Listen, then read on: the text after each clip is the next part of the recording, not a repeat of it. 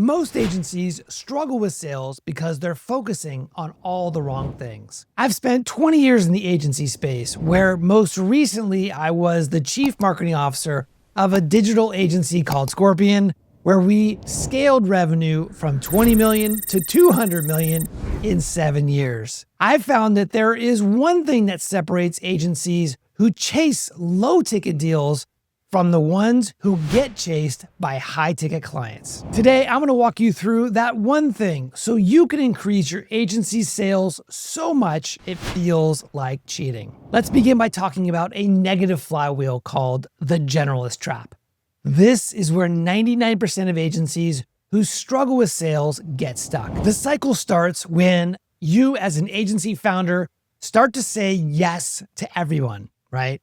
This may be because you have a great podcast and it attracts a lot of clients of all shapes and sizes. Or maybe you have a fantastic network. Or maybe you just have a good Facebook campaign and it's just driving a bunch of inbounds. As a result of saying yes to everyone, the natural byproduct is that you have a lot of context switching within your agency. For example, maybe today you're building a website for a dental office, and then maybe tomorrow you and your team are doing an SEO strategy for a manufacturing firm. And then maybe the next day you're doing an e-commerce strategy for a local furniture store. Tons and tons of context switching. This, of course, leads to operational inefficiencies. That's because maybe you have a bunch of SOPs, but they're stuck in a Google Drive somewhere that nobody looks at because, frankly, they suck and they're just not useful. Of course, when you have an agency that is full of context switching because you have too many different types of clients and you have a ton of operational inefficiencies, every new client is basically like a new client. You have no programs, you have no frameworks. Well, that means that there is a ton of bottlenecks in your business. And guess who is the number one bottleneck in the firm? That's right, you. As the founder, you're probably very familiar with all the clients who came in and what they were sold because you probably sold them yourself, right? And your team has no idea exactly what they were sold. They were just told to go do this thing without a whole lot of context, right? And so as a result of being that bottleneck, the work product that you produce, well, it's just not that great. You have really kind of a mediocre product that maybe inside could be much stronger, but you're unable to deliver that with consistency. When that happens, unfortunately, your clients begin to see you as a commodity. And what that means is that your clients say, wow, we're paying this agency a lot of money. We're kind of getting a mediocre product. I think I can get this somewhere else and probably pay less. Or maybe I can go and work with a specialist who truly understands my business, right? So when you're treated like a commodity, guess what happens next? Client churn. That's right. Your clients begin to leave you because they feel like they can get something better or the same somewhere else, maybe even cheaper. And when clients leave you, it naturally causes you to chase revenue because guess what? You have a mortgage, you have rent, you have employees, you're trying to get your kids through college. Whatever that is for you, you have overhead. And so that causes you to go out and chase more revenue, which of course repeats this cycle of chaos where you have to say yes to everyone. And it goes round and around, right? Problem is that this leads to bottlenecks, it leads to burnout, and it is truly a race to the bottom.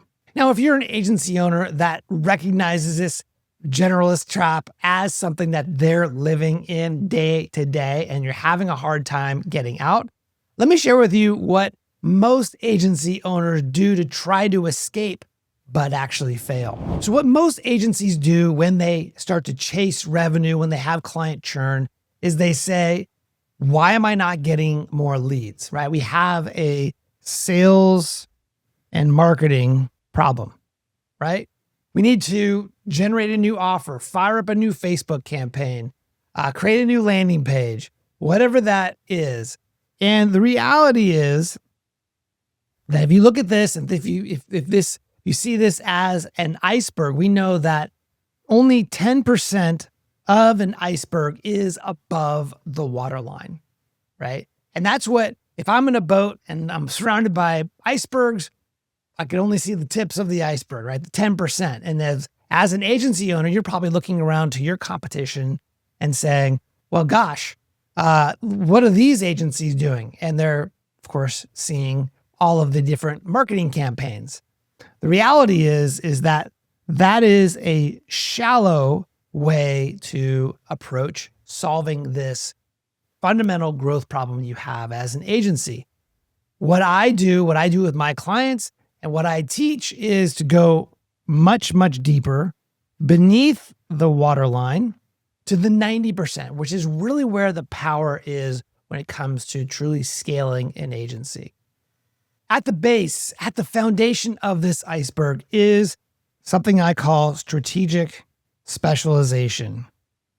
Not random specialization, strategic. You want to be strategic in this choice of where you're going to specialize your agency. I teach about vertical specialization.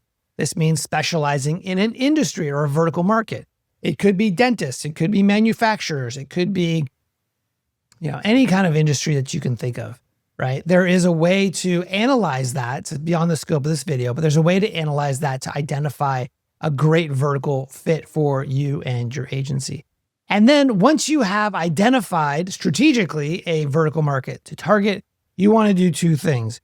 You want to position your firm and focus your messaging on the vertical market that you are specialized in. So once you've specialized, all of a sudden, you know how to position your agency and how to talk to your buyers. The key here is that you want to be able to communicate with empathy that you understand this specific audience. You understand their pain points, you understand how to solve them. You've built systems and frameworks and playbooks that communicate that you truly deeply understand them and that you also have evidence that you've done this for other people just like them, right? But it's only when you have that strategic specialization, when you know who you're targeting, that will inform your positioning and messaging. And then once you have your positioning and messaging dialed in, that's when your sales and marketing campaigns become much more profound. You get out of what I call the peanut butter marketing strategy, where you're kind of spreading your resources thin over a lot of different channels without really saying much, to being much more strategic and much more powerful in your sales and marketing. All of this comes together in what I call the deep specialization flywheel. Let me show you how that works. Where this begins is having a vertical focus. That means going out and acquiring 5, 10, 15, 20, and so on clients in this vertical market. Of course, by doing that, you build expertise. It's like the old Bruce Lee quote, "I fear not the man who's practiced 1,000 kicks once. I fear the man that has practiced one kick 1,000 times." When you are working with, let's call it plumbers, and you work with 5 of them, and then you have 10 clients, and then you have 20 clients, and you have 30, 40, 50 plumbing clients, all of a sudden, you really get good at serving them through repetition, right? And that repetition allows you to start to build systems. These are the frameworks and the playbooks that actually get used, right? Those systems and playbooks turn into operational leverage. You're able to not depend on your highly paid account strategists to come up with the best strategies. You're able to actually have what we used to call at Scorpion, more of an assembly line approach to producing predictable results for clients. That operational leverage creates a predictable outcome for your clients. And you could do that at scale. You can provide great results for your plumbing clients over and over again. That begins to build your authority. In that vertical market, people begin to see you as the reliable, safe option, the go-to agency in the world of plumbers in this example. And when you become that authority, you'll be able to have more of a premium pricing model. When you are a specialist, a well-respected specialist that has amazing case studies and has amazing clients in the industry, well, you become a rare commodity. You become someone that's hard to find. And, things that are hard to find, true specialists, they have rare and valuable skills. And as a result of that, of course, you can charge more. And this last piece is probably the most important piece in this that you can't get wrong. You cannot forget. And this is about reinvesting and accelerating. Okay.